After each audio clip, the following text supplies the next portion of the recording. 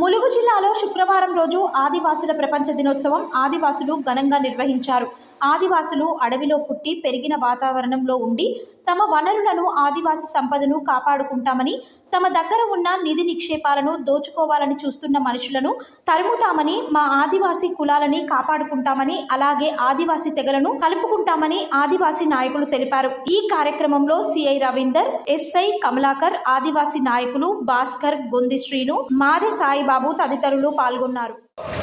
ఆదివాసుల యొక్క సంస్కృతి, సాంప్రదాయాలు, వాళ్ళ హక్కులు, చట్టాలు, వారి యొక్క పరిరక్షణ కోసం ఎన్నో విధాలుగా వాళ్ళు బాధపడుతూ ఉంటే ఈ ప్రాంతంలో వాళ్ళ బ్రతకడం యొక్క ప్రశ్నార్థకంగా మారిన సందర్భంలో వారి యొక్క హక్కులను కాపాడడం కోసం ప్రతి ఒక్కరి బాధ్యత అని చెప్పేసి 1982లో ప్రపంచ దేశాన్ని కలిసి కూడా ఆదివాసీ అంతర్జాతీయ దినోత్సవం ఏర్పాటు చేశారు. ఈ సందర్భంగా మన ప్రాంతంలో ఈరోజు ఆర్థికంగా, సామాజికంగా మనం అభివృద్ధి చెందాలంటే ఐక్యమత్యంగా మన హక్కులను, మన చట్టాలను పక్కన అమలు చేయడం తప్ప వేరే మార్గం లేదు. మన ప్రాంతంలో మనం తలెత్తుకొని మనం జీవించాలంటే మన హక్కులను, మన సంస్కృతి సాంప్రదాయాలను కాపాడుకోవాలి. మన సంస్కృతి సాంప్రదాయాలను మనం కాపాడుకున్నప్పుడే మన హక్కులు, మన చట్టాలు అమలవుతాయి. దీనికి ప్రధానంగా మనం ఇప్పటికే చాలా నష్టపోయినాం జీవో నెంబర్ 3 అని చెప్పేసి. ఇది కూడా మనం క్యాబినెట్లో మీటింగ్ పెట్టి ఒక ఆర్డినెన్స్ తీసుకొచ్చి ఈ జీవో నెంబర్ 3 చట్టబద్ధ చేయాలని చెప్పేసి కూడా ఈ ఆదివాసీ ప్రభుత్వం ఒక ప్రధాన డిమాండ్గా ఏర్పాటు చేస్తూ ఉన్నాం.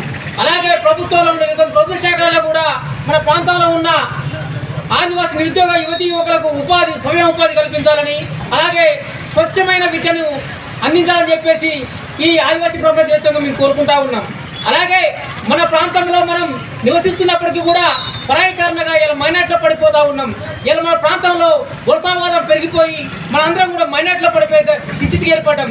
దీన్ని మనం అడ్డుకట్ట వేయాలంటే ఖచ్చితంగా ఐక్యమత్యంగా మన హక్కులను, మన చట్టాలను పరిరక్షణ కోసం ఒక మేధమనం చేసి అందరూ ఉద్యోగస్తులు కానీ, మేధావులు కానీ, ఇంటలెక్చువల్స్ కానీ ఒక ఆలోచన విధానం చేసి రాబోయే భవిష్యత్తు కార్యాచరణ ఏర్పాటు చేసుకొని ముందుకు సాగాలని కోరుకుంటూ ఈ అవకాశం ఇచ్చిన మీ అందరికీ ప్రత్యేక ధన్యవాదాలు ముగిస్తూ ఉన్నాను.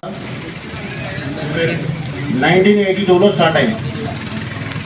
టోటల్ దీనిలో మనకి టోటల్ ప్రపంచవ్యాప్తంగా 90 దేశాలలో ఈ ఆదివాసీ దినోత్సవం జరుపుతున్నాం. ఎందుకు అంటే ఆదివాసులు అంటే ఎవరు? ఆదివాసులు ఫస్ట్ ఎవరైతే వచ్చి నివాసం ఏర్పరచుకొని ఉన్నవారు ఎవరైతే ఉంటారో వారిని ఆదివాసులు అంటారు. అంటే ఇప్పుడున్న ఈ సమాజం మొత్తం మీ నుంచి స్టార్ట్ అయింది. మీ నుంచి వచ్చిన సమాజంతోనే ఇప్పుడు మీకు ప్రాబ్లం స్టార్ట్ అయింది. ఎట్లా స్టార్ట్ అయింది అంటే ప్రపంచీకరణ,